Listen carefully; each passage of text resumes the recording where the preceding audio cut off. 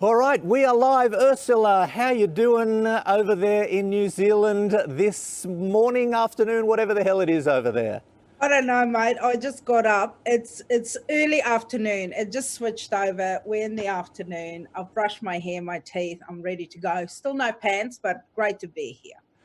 Thank you very much, and thank you for that lovely image. It's really changed the way in which virtual presenting operates. Urzila, I need to ask you, as a Kiwi, which you are, as an Aussie, which I am, we've been watching a lot of boasting in the recent weeks about how COVID-free and COVID-friendly, and now you're at level 1 in New Zealand. I have to say, I took a little bit of pleasure. I'm not comfortable admitting it, but I did take a little bit of pleasure in hearing that you're not COVID-free anymore. There's 2 or 3 new cases. Is that right? Yeah, we've got 3 new cases, and I don't want to talk about it. It's what's happening in our country. It's got nothing to do with you, Andrew. You just mind your own freaking business.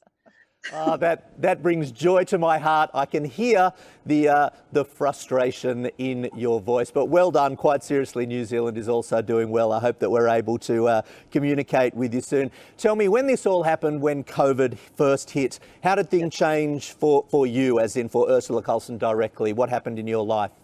Well, all my entire tour for New Zealand, Australia, I was supposed to be in the States right now. I've got a Netflix special coming out in a month that I was going to be in the States for to launch. I can't do any of that. But on the upside, sure, I've lost heaps of money. But I made so much banana bread, and I've learned both the kids' names, which is really nice. So it's been like everything's ground to a halt, but I've done so much stuff online. I've recorded TV shows through this very laptop. And you know what? Actually, I've had a great time during lockdown. What have you learnt being at home, not travelling, not leading the normal lifestyle that you lead? What learnings have you picked up around the house, new skills, new talents that you've developed? Well, I've got no new talent. Like, people have been learning new languages. I've got none of that. But what I have found out is my neighbours are weirdos. Like, because I'm away so much, and when you move into a place, you go, oh, this is great, and everyone's at work. But when we're all at home all the time, you go, oh, I didn't know my neighbour can't play the pan flute, and he doesn't know either. So I've just learned all of this stuff from them. It's really intense. Fantastic. It's good to hear that you're putting the time to good use and making it worthwhile. Now, from what I understand, your restrictions have eased, and the comedy scene slowly has started to open up again. You've just done a couple of gigs. What was that like? Was it different? Was the setup different? Was the audience different? What did you learn from that experience? Well, when we initially could move, and because I think it's almost the same as it is in Australia now, we have to keep the 2-meter distance and everything. Then we put on a show, and we took everyone's temperature, all their details, and they came in. And I have to be honest, the audience were pretty freaked out. They were all sitting there like, and so were the comedians on stage, because it's been basically 6 months since we've done live gigs. Because January, February, summer, you don't do a lot of gigs because everyone's out at the beach or fishing or whatever. And then when you come back in, like now would be our busiest time, because when the weather's bad, people go out to comedy shows because you're inside and it's nice and cozy. So people were quite freaked out, but then we dropped a level and we could have more people, and people could go to the bar, which they couldn't at the first one. They had to order via app. And now it's just open. People can go to the bar, and I've even hugged a couple of strangers. I'm not, ashamed to say that. One of them definitely wanted to be hugged and hugged me back. The other one, not so much. But it's kind of weird, but it's so weird how quickly you become complacent again, where you just go back to normal. Like, I thought I would never be able to just go buy groceries and bring it into the house without washing it. But I do that now. I can just go buy stuff and not wash everything. It's almost like I've completely forgotten what we've been through. But now with those 3 new cases, maybe I'll get back into it.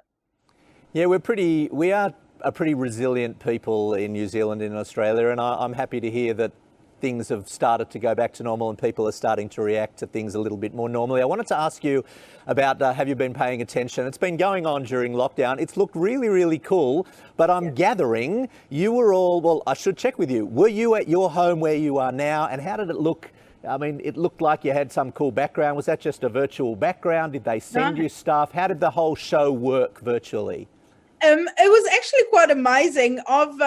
I have a pull-up banner as a background because the green screen ones didn't want that. They wanted proper, and we were all just at our homes. Like Sam was sitting in his kitchen, Ed was sitting in his brother-in-law, who's part of their bubble, in his lounge. We all were in different spots. I was just sitting in that room right here behind with a banner up. And my circle light, and because I agree with Barbara, good lighting, that's what you want. And then just we each got a microphone. Like I just bought one offline years ago for a voiceover job that I did. I just hooked that into the laptop and off we went.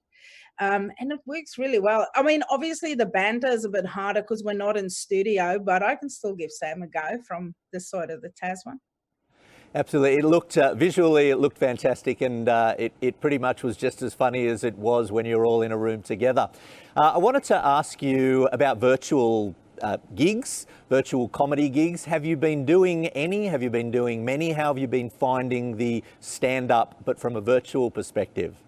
I've done a few, and let me tell you, it's when Keith said people drop their fees, because it's not, because you're at home. I'm like, it is super hard to do a stand-up gig from home.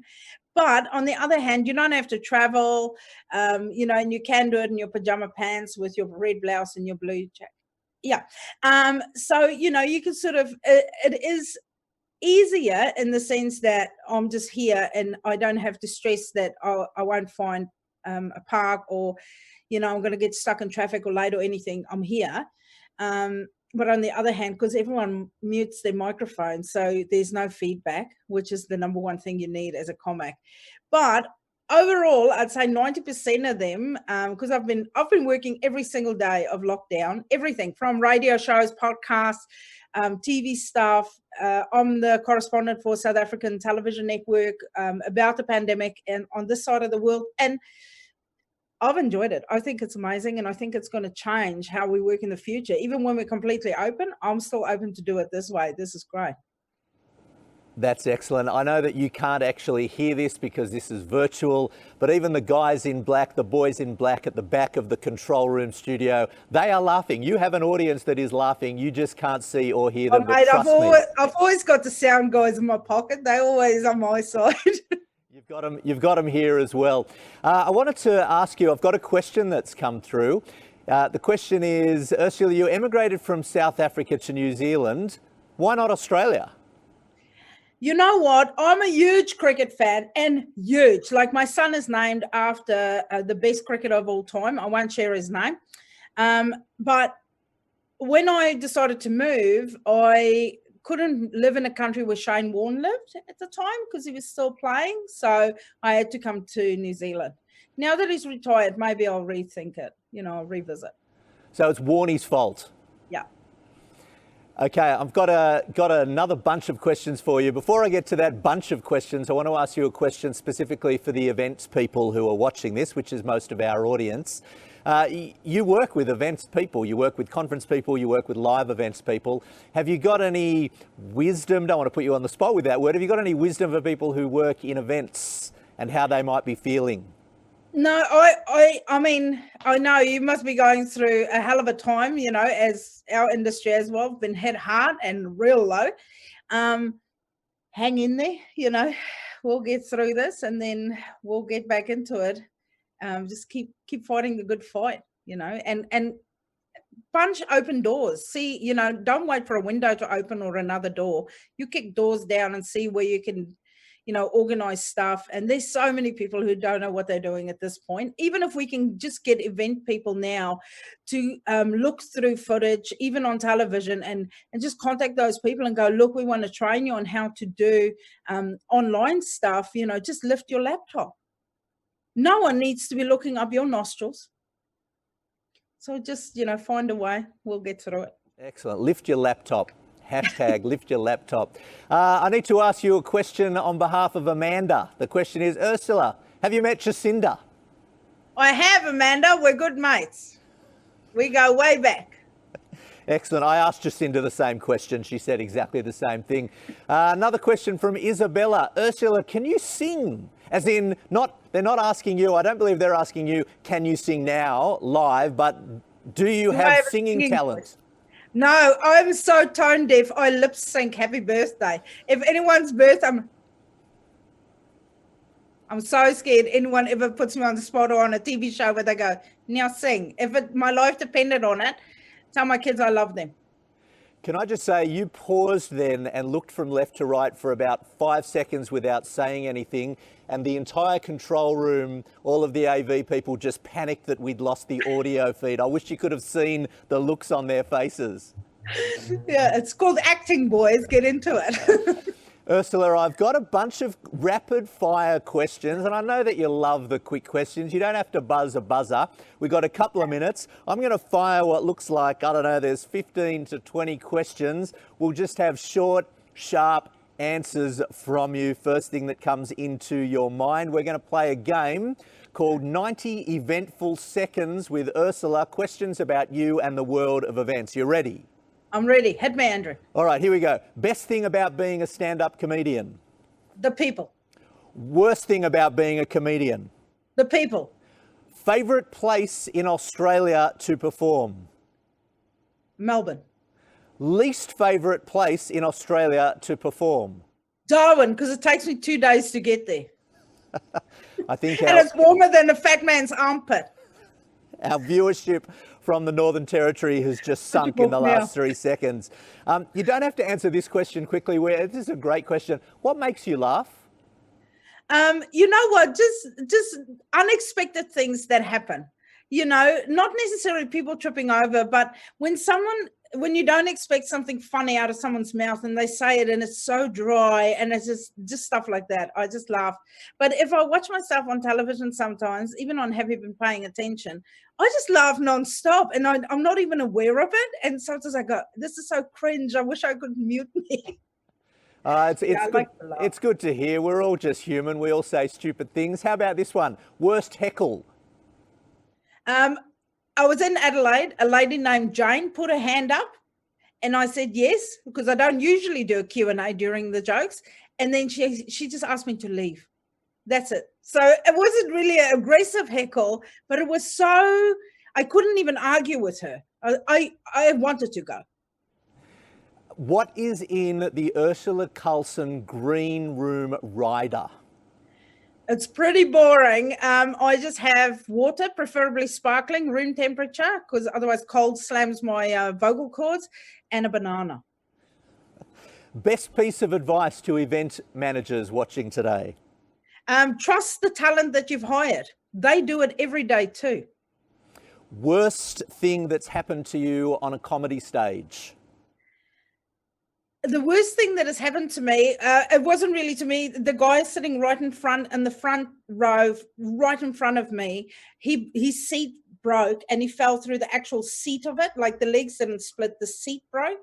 And he got stuck in the chair and we had to phone the fire department to come and get him out while I was still on stage. And I kind of had to do the gig and kind of keep the audience informed with what was happening while I was trying my best not to laugh my ass off at this guy. Had a happy ending. Part of the annual Great Debate a couple of years ago, which you took part in, the debate question was, we should move to Mars. Should we now? Definitely some people, yes. They mostly on Twitter. Those people should all go to Mars. I think the rest of us can stay and we'll all make a list. Like my mother-in-law's number one. She can waitress the flight and then we'll just get some other people and we'll send them all off to Mars. Last couple of questions. What advice would you give to teenage Urzila?